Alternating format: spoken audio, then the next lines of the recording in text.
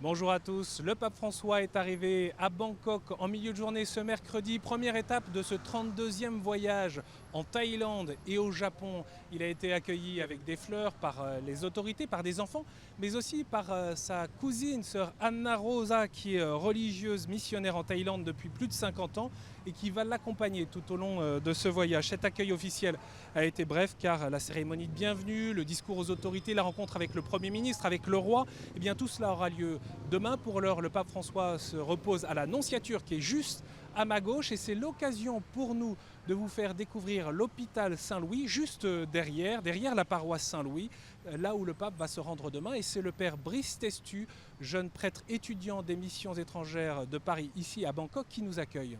On est ici juste devant la Nonciature apostolique et nous sommes à la sortie des classes de l'école Saint-Louis.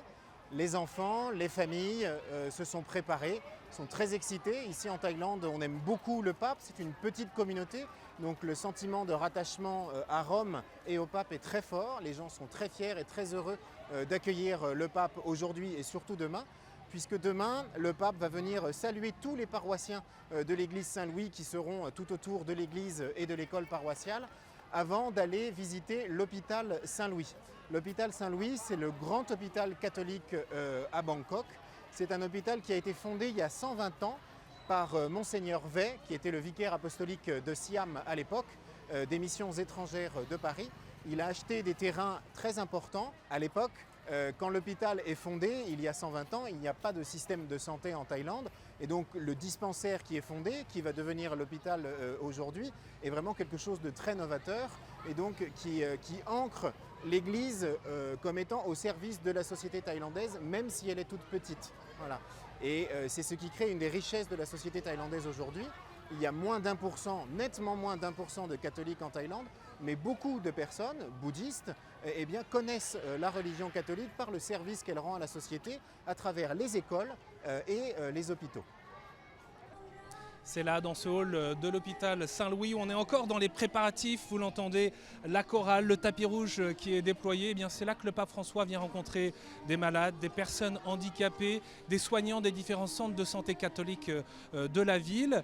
Là où est la charité, Dieu est présent. C'est la devise de cet établissement et des sœurs de Saint-Paul de Chartres à qui ont été confiés cet hôpital. Les sœurs qui sont toujours présentes aujourd'hui. On écoute, ça c'est...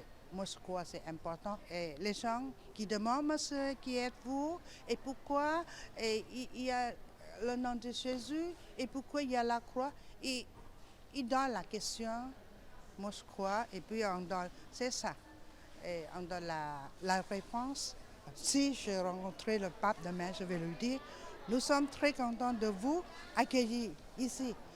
En Thaïlande, c'était le pays très simple, très pauvre, mais nous sommes enrichis le cœur. Dans une culture à majorité bouddhiste, le pape François invite les catholiques thaïlandais à être des disciples missionnaires, à témoigner de leur foi en actes. Cette visite à l'hôpital Saint-Louis, bien sûr, vous pouvez la suivre en direct sur KTO et sur notre site internet ktotv.com où vous pouvez retrouver l'ensemble de la programmation spéciale autour de ce voyage du pape en Asie.